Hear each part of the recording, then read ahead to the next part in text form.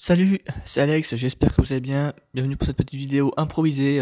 C'est pas prévu à la base que je la fasse. Mais je me suis dit, voilà, j'ai fait quelques critiques récemment, comme vous voyez, ça, voilà, très bien, j'ai fait quelques critiques récemment. Et je me suis dit, voilà, j'aime beaucoup, enfin, on va dire que deux licences que je suis beaucoup au cinéma, c'est surtout Disney, Marvel. Après, voilà, en fonction des licences, voilà, on va dire. Et je me suis dit, voilà, vous connaissez à peu près mes goûts, mais vous ne savez pas précisément les films que j'aime pour les plus anciens, parce que voilà, j'ai commencé ma chaîne il y a au moins 5 ans maintenant, on va dire. Bah, pour ceux qui me suivent depuis plus longtemps, c'est vraiment plus de 5 ans. Vous connaissez à peu près mes goûts, mais pour les plus anciens films, vous connaissez pas forcément ce que je regarde vraiment en soi, on va dire. Voilà, avant 2010, quelque chose comme ça, vous savez pas forcément ce que je regarde. Donc c'est pour ça, je me suis fait avant-hier une petite tier list, en plus en moins Marvel et plus en moins Disney. Alors le plus que j'enregistre parce que je l'avais déjà fait hier à la base, enregistré en vocal et tout. Sauf que elle durait 25 minutes, et moi j'ai pas envie que ça dure aussi longtemps, j'ai vraiment envie de vous faire ça vraiment en 10 minutes max, vous dire voilà j'aime bien ça, vous faire un petit historique de Marvel, de Disney, voilà, vous dire à peu près ce que c'est. Donc rapidement, le MCU ça existe depuis 2009, on va dire avec Iron Man, mais ça existait avant, il y a eu quelques films avant qui ont bien fonctionné également, qui restent aujourd'hui mythiques, mais voilà, la qualité n'est pas forcément appréciée la même pour tous, mais voilà en tout cas. Après voilà, le MCU aujourd'hui ça pèse presque 1,5 milliard de dollars, c'est présidé par Kevin Feige, voilà, entre autres. Voilà, il y a eu plein de jeunes réalisateurs qui ont travaillé avec eux, depuis entre Iron Man, et Thor, et Captain America, et évidemment le rassemblement des Avengers, voilà forcément. Voilà, il y a aussi, comme on dit, le MCU, il y a plusieurs phases aussi, il y a phase 1, phase 2, phase 3, phase 4, phase 5, jusqu'à phase 7, voilà. Il y a la saga Infinity qui se déroule d'Iron Man à Endgame, et maintenant la saga du multivers qui se déroule depuis Black Widow, et jusqu'à maintenant, où j'enregistre cette vidéo, Thunderbolts. Voilà. Grosso modo, il y a plusieurs phases, et chaque phase raconte une histoire à peu près spécifique, que ce soit la famille, euh, comment dire, la famille, après les problèmes familiaux parce qu'il y a des embrouilles, forcément il y a des accords de Sokovie, on va en reparler plus tard, mais il s'est passé pas mal de choses en 10 ans, donc voilà, forcément pour ceux qui nous suivent depuis pas longtemps, bah forcément, c'est pas forcément évident de comprendre, mais personnellement, voilà, j'ai commencé à suivre depuis au mois 2015. Donc moi, oui, moi j'ai pris le train beaucoup plus tard aussi. Du coup, j'ai rattrapé maintenant. Voilà. On aime ou on n'aime pas, mais voilà, ça reste un univers assez sympa. Il y a plein de super-héros attachants. Donc voilà. Il y a ça maintenant. Il y a même Disney Plus depuis 2020 maintenant. Donc ouais, forcément, il y a eu des nouvelles séries encore à côté qu'il faut suivre. Voilà. Parce que des fois, ça me fait mal. Parce que je dis, ah tiens, t'as vu ça? Bah non, non. Bah oui, bah forcément, c'est sur Disney Plus, dans Loki, machin, forcément. Donc voilà. Je précise aussi, j'ai pas forcément tout cité dans mes tops, donc voilà, vous m'excuserez, voilà, Disney, Marvel. Et Disney c'est pareil, ouais, c'est inventé par Walter Disney dans les années 40 à peu près. Voilà, il voulait faire un pari d'un film d'animation. Enfin, déjà de base, lui c'était déjà un amoureux du cinéma à la base. Et il s'est lancé dans le projet de Blanche-Neige, et voilà, Blanche-Neige qui a cartonné, qui est oscarisé, je crois, à l'époque aussi, enfin voilà.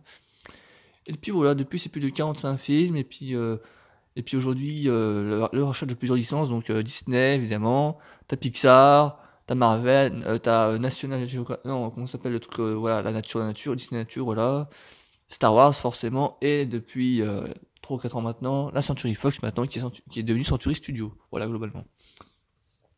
Bon, pour faire à peu près historique, et globalement, ouais, maintenant c'est plus de 500 films et séries, à peu près, en comptant à peu près tout, hein.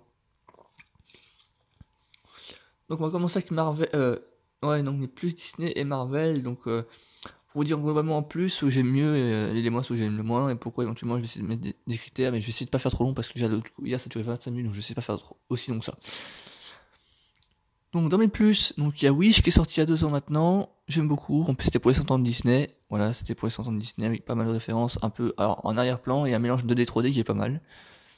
Wish, donc Wish ou Achat la bonne étoile, Mulan, forcément mythique avec la voix de Patrick Fury qui chante comme un homme. Encanto, la famille Madrigal qui est géniale, oscarisé également, je crois que c'est le dernier film oscarisé de Disney d'ailleurs. Les Aristochats, voilà, forcément. Aladdin, voilà, avec évidemment Richard Dabois, Domingo, etc. Un film d'animation mythique, hein. Vaiana plus le 2, voilà, Vaiana qui est magnifique également. Blanche-Neige, et les 7 nains, voilà, là. Il y a le remake qui est fait récemment mais qui a complètement bidé malheureusement pour eux. Les Soins Dalmatiens, voilà, très bon film familial, et puis les Dalmatiens attachants, d'ailleurs à l'époque, le succès a fait que les animaux sont redevenus populaires à ce moment-là. Bambi, voilà, forcément Bambi, film mythique, hein, et l'un des plus tristes à l'époque aussi, forcément, le petit fond qui se fait tuer par... Enfin non, le petit fond qui perd sa mère aujourd'hui. D'ailleurs, on dit toujours... on dit pas enfant, d'ailleurs, aujourd'hui. Encore aujourd'hui, on dit un Bambi, d'ailleurs, voilà, quand on voit un fond, on dit on a toujours ce réflexe, forcément, aujourd'hui. Enfin, c'est juste quelque chose, excusez-moi une petite minute. Ah non. C'en est que... Voilà. Donc voilà, il y a pas mal de choses. Hop là. Ensuite, Plans qui est un dérivé de Cars d'ailleurs, mais avec les avions. C'est sympathique, mais c'est pas non plus génial à dire non plus, quoi. Voilà, on va dire comme ça, c'est sympathique, mais sans plus. Pinocchio, voilà, Pinocchio, le pantin articulé qui devient un petit garçon avec un sort d'une bonne fée, on va dire, entre parenthèses, voilà, d'une bonne fée. C'est très poétique, très joli, vraiment. Un film qui se passe en Italie, pour le coup, un bon méchant également. C'est un de mes préférés également, voilà. Le prochain, La planète au trésor, voilà. Alors, c'était un échec commercial, mais un succès artistique, comme diraient certains. Vraiment, un kiff, et puis aussi, voilà, la chanson de David Hallyday qui est une bonne BO. Alors, on n'aime pas, mais voilà, ça fait partie vraiment de ces films-là que j'ai vu en salle, qui sont passionnants et magnifiques, et pourtant, voilà, les gens n'ont pas été le voir forcément en salle. Voilà, c'est dommage. Enfin, non, aujourd'hui, c'est refait une popularité, alors que malheureusement, il est sorti peut-être trop tôt. Éventuellement, peut-être, est-ce qu'il est sorti trop tôt, je ne sais pas, mais voilà. High School Musical, voilà, la trilogie totalement, hein, voilà, la trilogie. Troy Bolton, Gabriel Lamontez, voilà, avec la poufiasse, si je puis dire, Ashley, voilà, Ashley, machin, voilà, la poufiasse aussi à côté. C'est bien fait, c'est toujours aussi culte aujourd'hui, il faut le dire, hein, c'est toujours aussi culte aujourd'hui, donc voilà, il y a... attendez, ok. Voilà, ça c'est sympathique, voilà. Et puis c'est l'âge d'or de Disney Channel également. Et on va finir, mais plus avec, évidemment, La Reine des Neiges. Voilà, forcément, La Reine des Neiges, délivré. Et puis, évidemment, le duo Anaïs Delva et Emilio Hams, qu'on présente aujourd'hui. Voilà.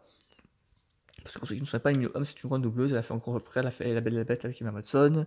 Enfin, c'est une chanteuse et une doubleuse également qui était excellente. Elle a fait également, elle a fait ça. La Reine des Neiges 2. Et c'est également la voix de Jane Ortega dans Mercredi.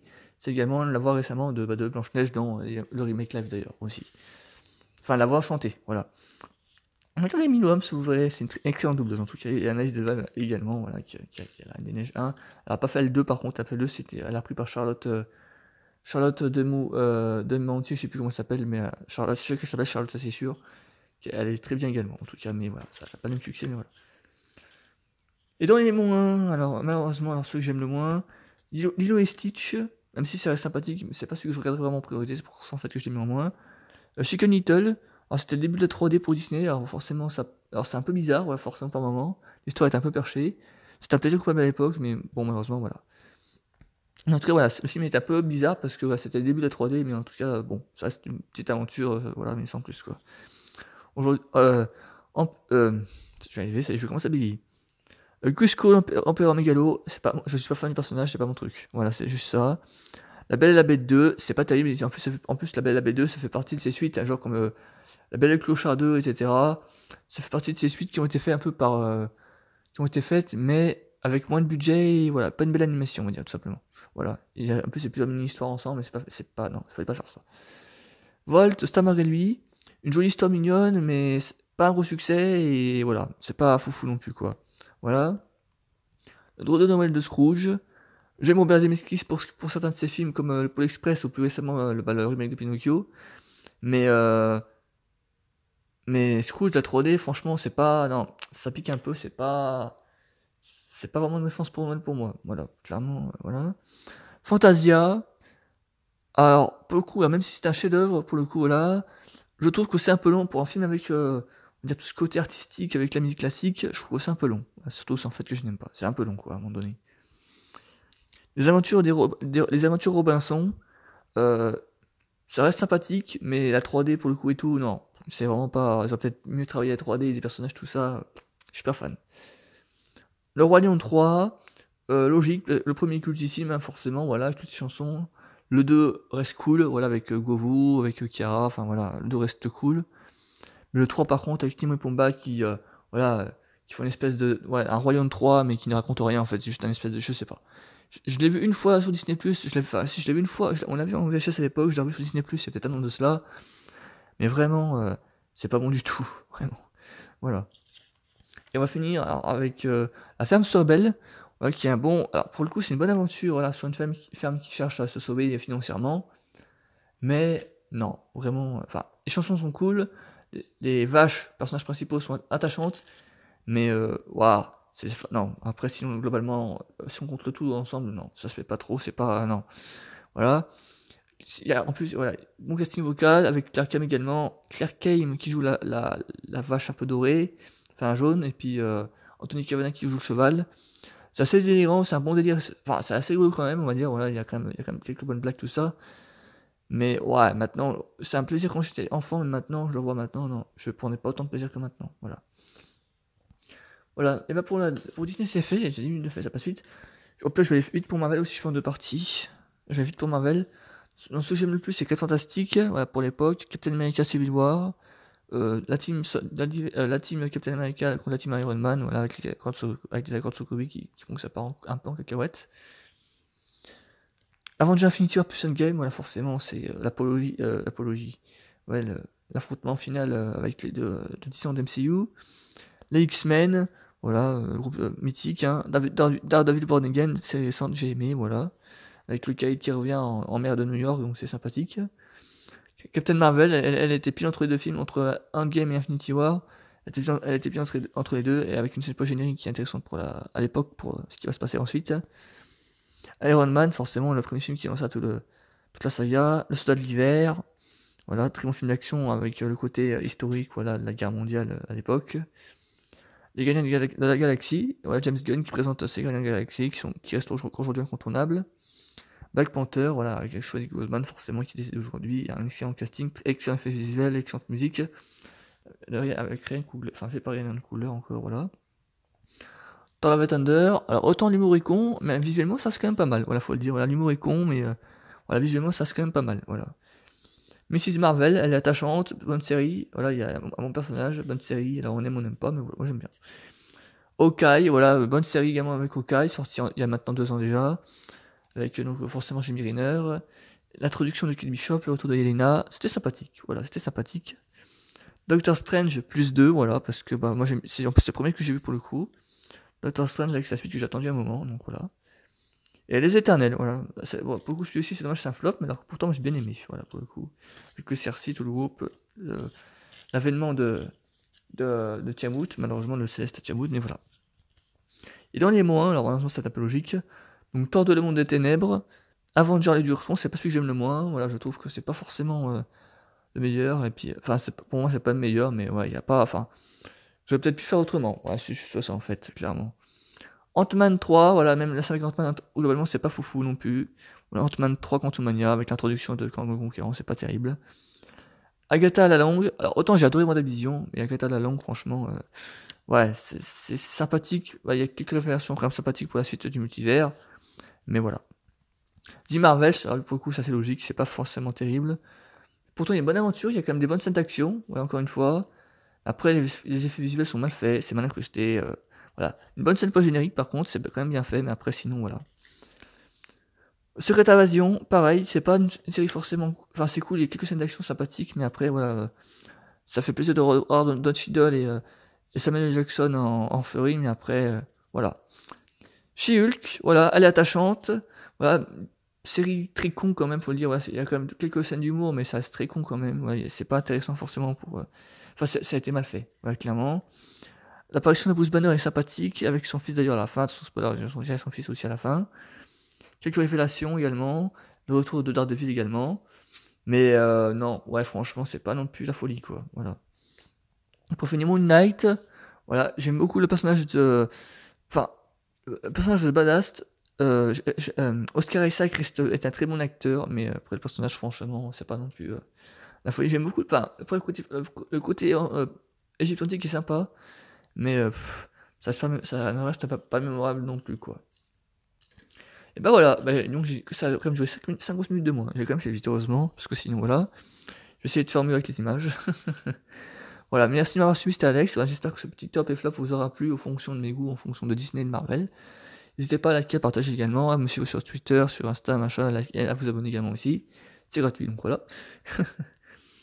Merci de m'avoir écouté, et puis voilà, ma foi, 18-19 Marvel, voilà, et je ferai peut-être d'autres tops en fonction de mes inspirations, et en tout cas voilà. Disney Marvel, voilà, dans ceux que j'aime, voilà. Merci, à très bientôt, salut tout le monde.